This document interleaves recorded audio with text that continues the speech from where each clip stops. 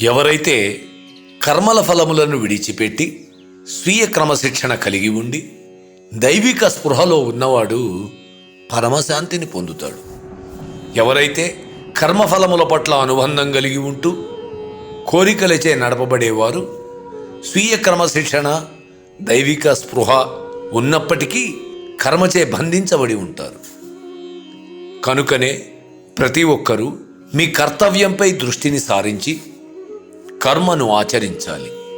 ఫలితం గురించి చింతించకూడదు. ఫలితం భగవంతుని చేతిలో ఉంటుంది అని తెలుసుకో. నిన్ను నీవు ప్రతిదానికి కర్తగా భావించకు. సోమరితనానికి దూరంగా ఉండు.